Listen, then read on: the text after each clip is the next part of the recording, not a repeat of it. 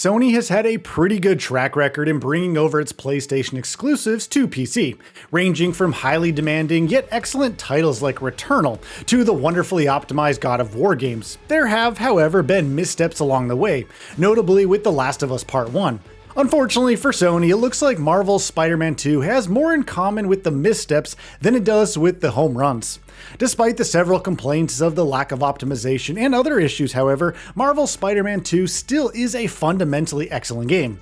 Not only does it meet the expectations that were set by its two predecessors, it downright surpasses them.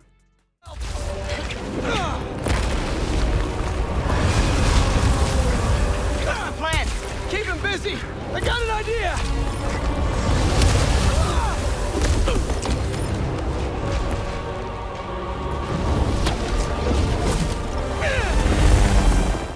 The first thing I should note is that I had little in the way of performance issues from the game.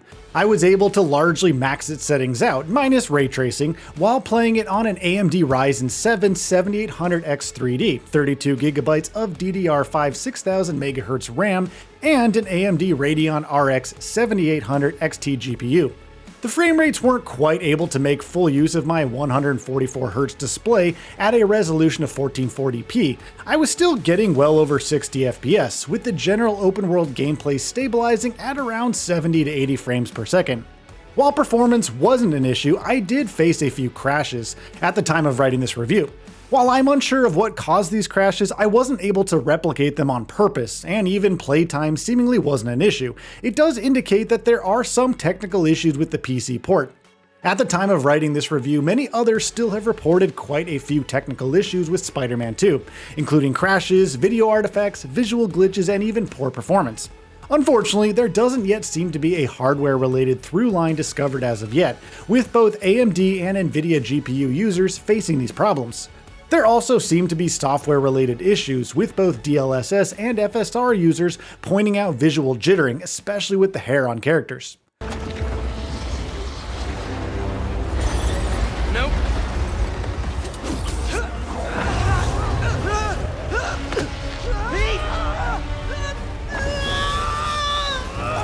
Break out the new toys! The suit's last software patch wasn't stable, but here goes nothing!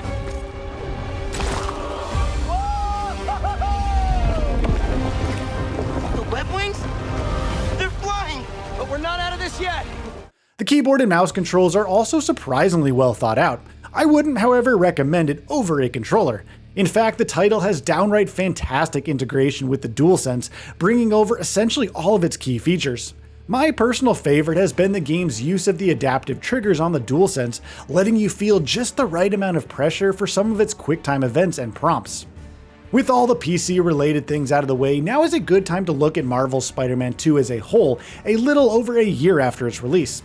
As was the case with the last two titles, Spider-Man 2 also features a completely original story, this time around involving Kraven the Hunter.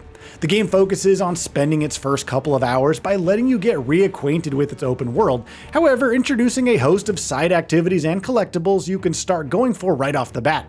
Once you've had some time to settle in, the game throws its second major set piece at you, introducing Kraven to both Peter Parker and Miles Morales in the process.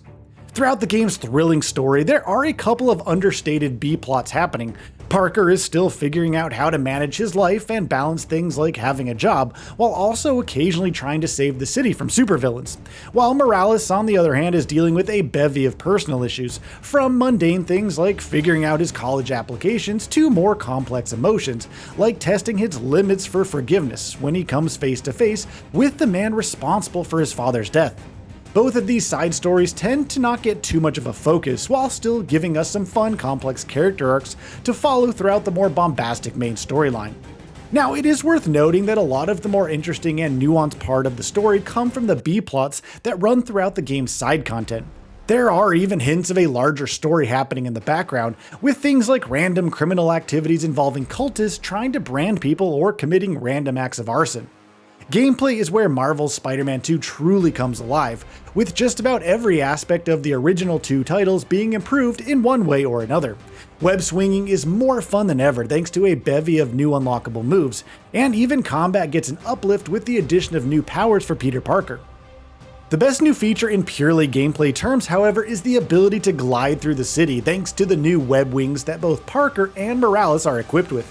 Interestingly enough, while the ability to glide through the skyline of New York is both fun and intuitive, the wings never feel like they make plain old web swinging obsolete. Rather, the wings feel like they were designed to work in tandem with swinging, since you can only really attain the heights and speeds that you need to make the wings work by building up momentum through swinging. The combat side of things has also been given a major facelift from previous titles. Taking a page out of Marvel's Spider-Man Miles Morales, Peter Parker now gets in on the action of having special on-cooldown powers in Spider-Man 2 as well. This new system allows for a wide range of powers, ranging from sprouting mechanical spider legs to aid in combat to more situational ones, like being able to throw all enemies into the air for longer combos. Interestingly, these new abilities do make the classic gadgets that Parker had from the first title feel less useful. Not only are most of these gadgets much more situational than the new powers, they can also be easy to forget about in the heat of battle. I'm coming at you. Hate to interrupt the business meeting, but wait, no I don't.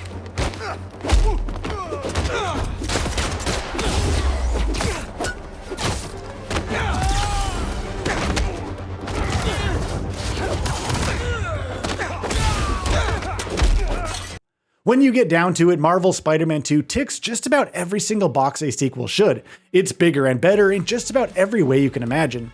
Even its main story manages to be more impressive, since it's able to hit some great emotional and bombastic beats for two protagonists simultaneously. Both Spider-Man and Spider-Man Miles Morales were tough acts to follow, to be sure, but Marvel's Spider-Man 2 managed this almost effortlessly. Even the new rogues gallery you take on during Spider-Man 2's story and side missions are more interesting from both the gameplay and story standpoints. The only downside here comes for PC players. You might want to wait for a patch or two to iron out the technical problems. While not all PC hardware is created equal, and you might have an experience like mine where just a couple of crashes throughout my time with the game were the only issues I had to deal with, it is worth noting that many more have reported quite a few severe issues. Even if you're one of the lucky ones with few technical issues, you might also want to make sure that you have a decent controller lying around. A fast-paced third-person action game like Marvel's Spider-Man 2 just doesn't feel particularly good with a keyboard and mouse, despite the studio's best efforts at making a sensible control scheme. So, what are your thoughts on this? Go ahead and share them in the comments below. And if you like this video, please subscribe to the channel and enable all notifications by clicking the bell icon to get new video updates. We upload every day and would really appreciate your support. Thanks for watching.